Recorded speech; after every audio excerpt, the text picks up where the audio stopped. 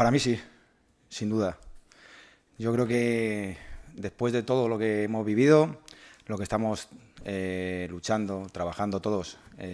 a la vez también pasa lo mismo, jugártelo todo en casa, ante tu afición, el cumplir un sueño, el cumplir un objetivo por el que hemos estado peleando una temporada entera, el momento en el que llega y después yo creo que también la importancia que tiene a nivel del club, de la afición, de todo lo que hemos sentido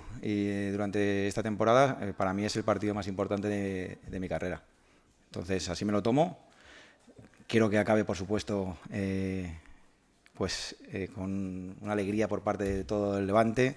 con ese ascenso, y es lo que visualizo, lo que tengo en mente y por lo que nos vamos a dejar el alma.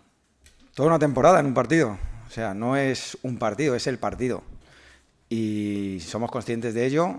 pero también lo queremos disfrutar, lo queremos saborear. Es algo muy bonito que se vive muy pocas veces, que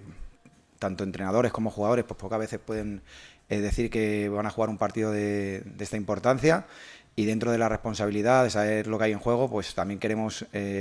saborearlo, queremos disfrutar lo máximo posible, saber que va a haber diferentes escenarios dentro del partido, que tenemos que saber competir en cada uno de ellos, pero que bueno, tenemos la experiencia de cómo ha ido el playoff, tanto cuando se nos ha puesto con resultado en contra, como cuando nos hemos puesto con el marcador a favor, incluso el otro día que estuvo todo muy igualado, que no hubo goles. Creo que hemos sabido jugar en todo tipo de escenarios y lo tenemos que seguir demostrando, y más en este último partido que está todo en juego. Es un día muy especial por todo. Es el previo al partido, a puertas abiertas, con nuestra afición, con su apoyo, el que hemos notado durante toda la temporada, sabiendo que se ha generado, pues eso, normal, mucha ilusión, hay muchas ganas de que llegue el partido, hay, yo creo que un ambiente muy positivo, y nosotros intentamos darle normalidad sabiendo que no es una semana cualquiera, o sea, que no es una semana típica de temporada, sino que es la semana que, bueno, que al final te sitúa en